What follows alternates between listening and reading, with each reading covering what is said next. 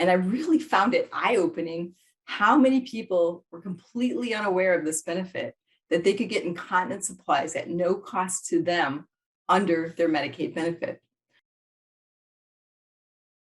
Have you ever wished you had someone that could help you navigate the Medicaid process and connect you to the right products?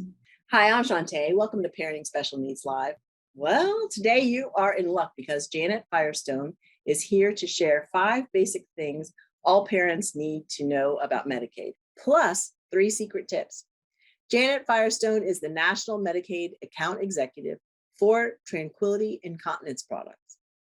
She's worked directly with Medicaid recipients and their care coordinators to help them get the incontinence products they need, and she's been doing it for more than 25 years.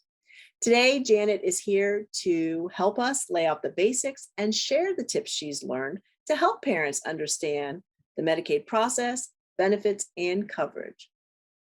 Welcome, Janet. Thank you for being here because this is something I think all parents need to learn about. Great. Good to be with you.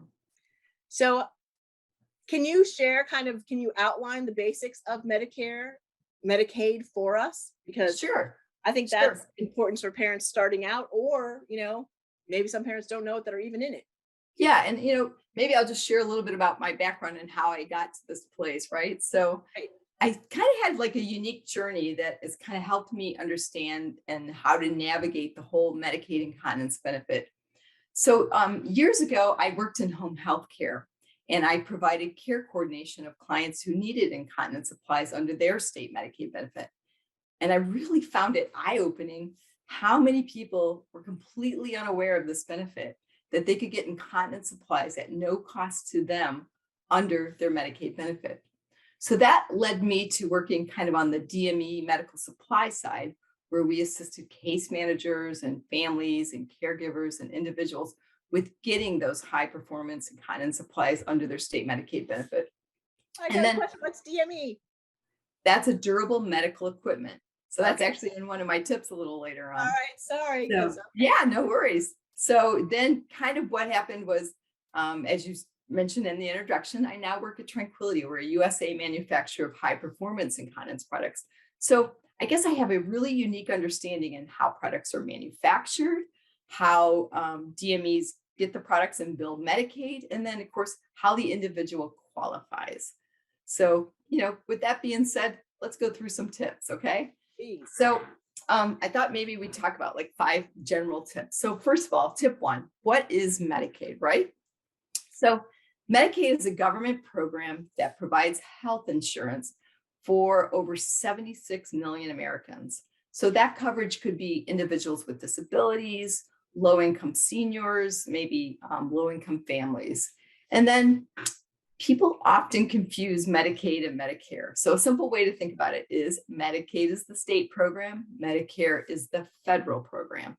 So an important thing is children with special healthcare needs or complex healthcare needs, they may qualify for Medicaid individually on their own. So it's always important for parents to investigate any potential benefits that their child could qualify under state Medicaid.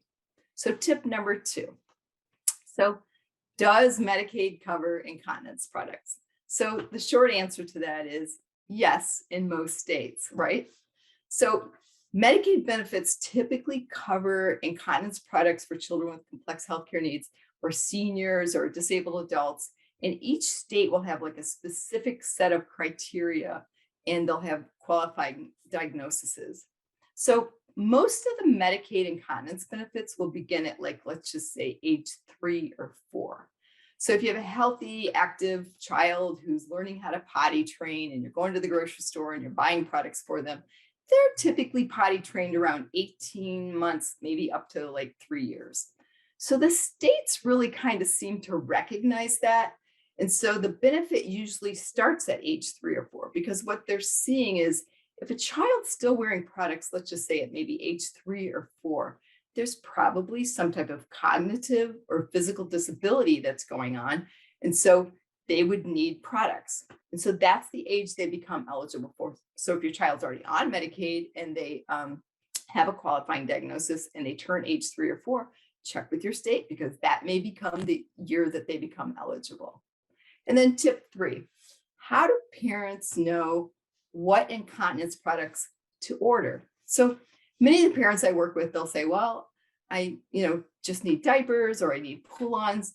And they don't understand that there's all different types of diapers and pull-ons. There's all different types of levels of absorbency, and there's different sizes and all those things. And, again, typically children with any type of healthcare need or special healthcare need or complex healthcare need, they're going to need products that are more absorbent. They're going to need a higher performance products.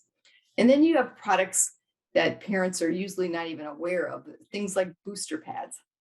So booster pads are one of my favorite things to recommend to parents.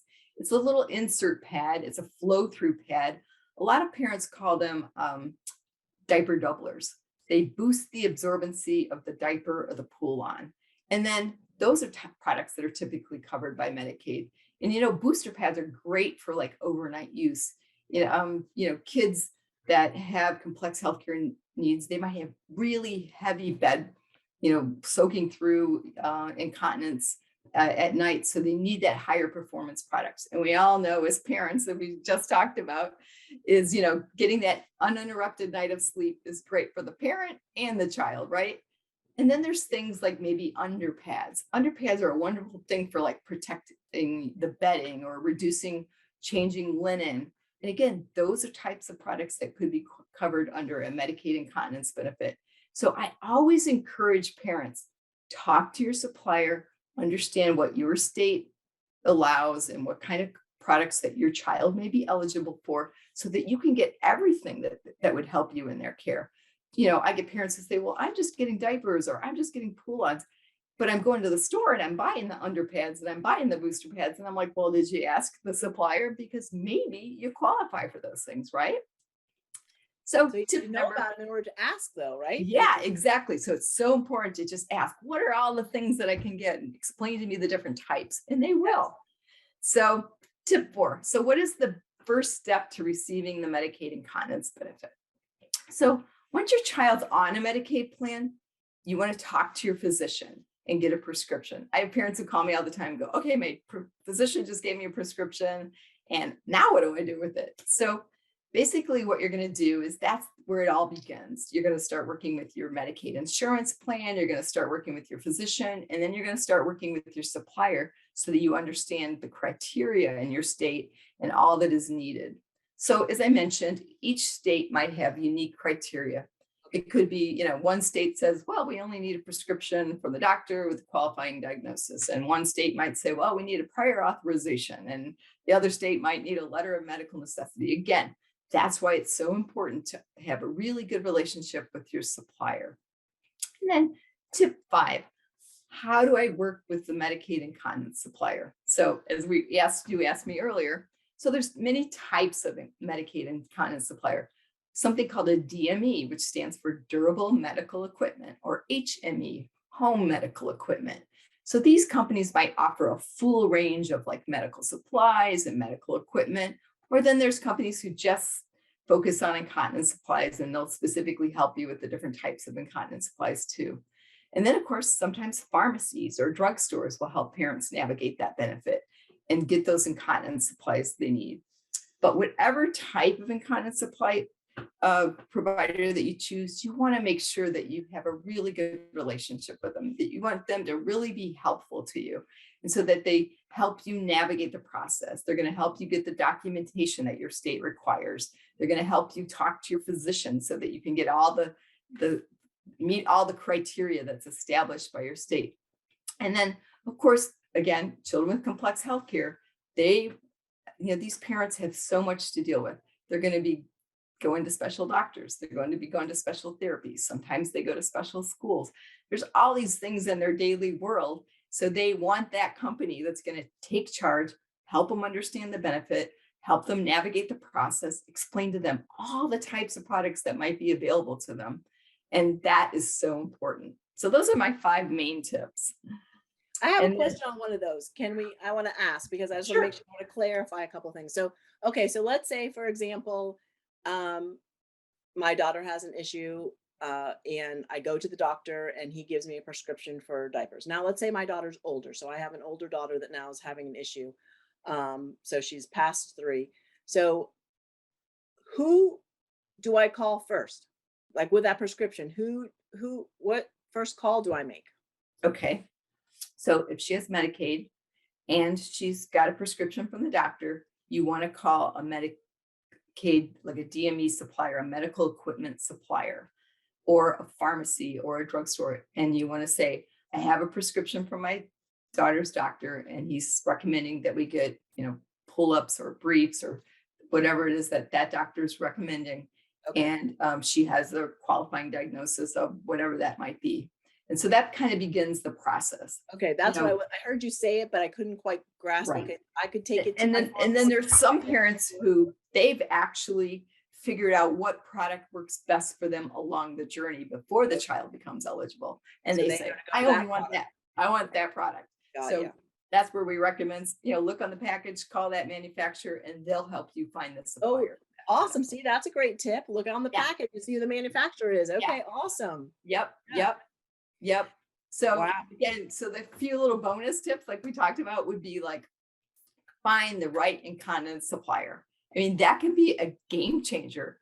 You want a supplier who, again, is going to explain all the different types of products that your child might be eligible for. It's going to explain that there's, things like not just diapers or pull-ons, you could get booster pads or underpads. What other things would they be eligible for? And you want someone who's going to say, here, try these different samples. Again, children with complex healthcare needs, they may need higher performance products. It's so important to keep the skin dry. And I'm going to just share a story yesterday. I was talking to a mom yesterday on the phone.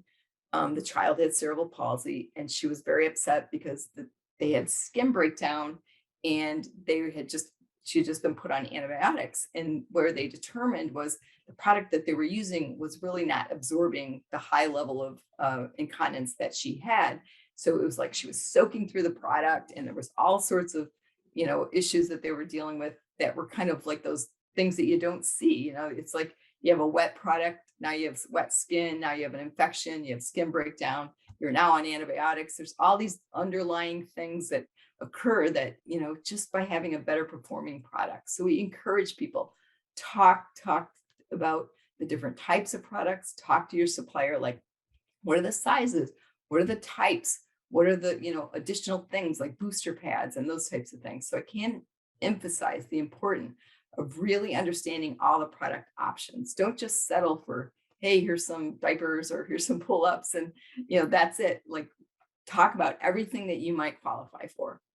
Okay, And then I want to ask a little question too about a scenario, because years ago I interviewed a sister. Okay, so and her mom and her brother had autism, which that's sometimes people with autism also have incontinence. So, it's everywhere, right? So, oh yeah. So she, okay, so if you were a person that's not quite in it as much as your main caregiver, right? And now you're coming in, but you have to kind of help out. Would it be like, okay, if my mom had a product like, the package of diapers, would I look on that package and the phone numbers for the manufacturer would be on that product? Typically, yeah, they typically are. And that's who I would call, because like, I'm thinking if you just came in, right, to help out, you're not going to know everything that a parent knows. Right. But you might have Yeah. to step into those shoes. And so you might need to, so it would be on there. So like if it was certain diapers, it would have the manufacturer, and you would call them and they would help advise you as to what you need to do as far as getting everything set up. And I work at a But I think manufacturer. that's good to know, because I wouldn't necessarily think that if I was just coming in. I wouldn't necessarily think to call a manufacturer and say, hey, how do I get help? Right. Sure. So Yeah, anyway. no, that they typically have customer service departments that'll help you kind of navigate their process and find a supplier of their products in a particular state. So, we awesome. get calls every single day. Just like I said, I dealt with a handful of calls yesterday where people were saying, this is the only product that worked. And, we know we're the parent, we're the one, living this life. And, my child has cerebral palsy. Like, we've come to this conclusion that this is the only product that works and we need your help. And so, that's you're the one navigating the process. And so, I can never emphasize that the Medicaid benefit belongs to your child or to the individual. So, if you're not happy with the Medicaid plan that you're on, or if you're not happy with the products that you're getting, ask what other plans you might get on, or what other products other parents, the parents all talk to each other. And I think that one of the things I've always noticed over the years is that, you know, if one parent really likes a product, or they really like a service, or they really like a Medicaid insurance plan, they'll tell every other parent. That there's no greater advocate than a parent. I always joke, I call them armies of one. Yeah, no, I hear you. Yeah, they learn through experience, and then they start sharing all those types of things. So again, it's understanding that there are a lot of product types and sizes. I get parents who call me and say, gosh, I'm going to the grocery store and I have bought the largest size diaper or brief or pull on for my child, and I can't fit them in anymore. But the next size I can see at the store is the adult sizes. And so understanding that there's youth products, we can help you find youth products that are in between that they sort of bridge the gap between baby diapers and all the way up to adult diapers, or maybe baby pull-on, the pull-ons or toddler pull-ons all the way up to adult pull-ons. So, there's just so many types. There's bariatric products, there's large products, there's, we like to find products. A lot of parents prefer products that have 4 tape tabs, because that way, if the child, maybe isn't confined to a bed and they lay in on like a side position and they have a skinny leg and a larger leg, there's just little things that parents pick up over the years that are so important to, do your investigate, ask for free samples. That's one of the best things. Your supplier, say, hey, give me a sample of every option I have in my child's, size or type, and then decide which one works the best. And if none of those work the best, then maybe call some of the manufacturers of the products that you like, have them send you a sample, and then have them help you find a supplier of that product. So really, the benefit belongs to the child. It's individual needs. It's not a cookie cutter, option where it's just, hey, here's what you get, and just, live with it. It's like, let's help parents find the actual product that works best for their child. That is the most important message. Yeah, that is. I have another question, Sure. and maybe you can help me with, because I'm just thinking that a lot of the special needs parents that I'm aware of right now have dual roles almost. It's kind of like they're the sandwich generation. They're also helping aging parents. Yep. And I know we were speaking about children, but would it be the same for aging parents that might need these services too? Would it be similar, maybe not exactly the same, but similar process that you would?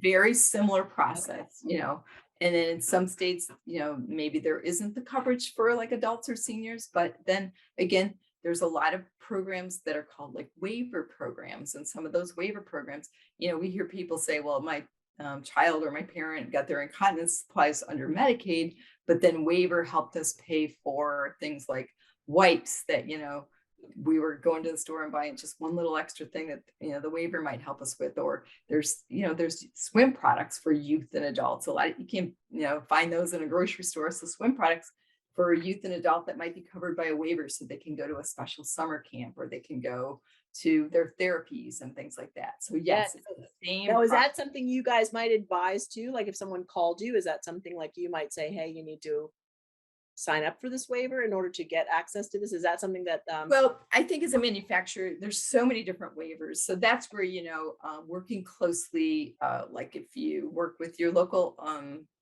county health department, or maybe your boards of disability, developmental or intellectual disability, there's just all these different social services, offices on aging. I mean, the social services that are out there typically know how to help you navigate, getting on a specific Medicaid, or finding different waivers that might help. And Gotcha. talking to those social service agencies, and again, talking to parents, some of the talk to parents, I learned, right? 25 years of learning is really, majority of my learning came from the folks, the parents, the caregivers that I talked to. So don't be afraid to ask. Well, you mentioned autism. I was working with a school down in Florida, and they were a special needs school, or they had children with autism, and they wanted products that would be absorbent enough that they had to minimize their changes, because there was some, they didn't want to be changed frequently. They had some combative behaviors. They wanted something that felt more like, underwear, so that, there was sensory issues and stuff like that. So there's all these things that can be taken into consideration, that when you're choosing a product, that what is that individual's specific needs? Yeah. Do they have sensory issues? Do they have, do they need a certain size? Do they need higher absorbency? Those types of things, because they don't like to be changed and they get combative, and, those types of things. So there's so many things to think about, other than just, hey, it's just some diapers or briefs or pull-ons or disposable underwear type of thing. There's so many things. No, I appreciate it. Well, I can't thank you enough. Was there anything else you wanted to share that I didn't ask you about? I know we covered a lot in here. So Nope. Hopefully I answered all your questions, and hopefully we yeah, you provided did. some. I'm sorry I threw out a couple of extras, but as they were coming to me, I was just thinking of things. No, that's great. I love it. So No, that we could kind remember, of cover stuff, because you remember never we know what talked people are about it. We're dealing all armies of one. with. Yeah, we're all armies of one. We are. So I can't thank you enough. So thank you, everyone, for joining us today on Parenting Special Needs Live. And in case no one has told you today, you are doing a great job. It's hard work. Be good to you. Talk to you soon. Bye.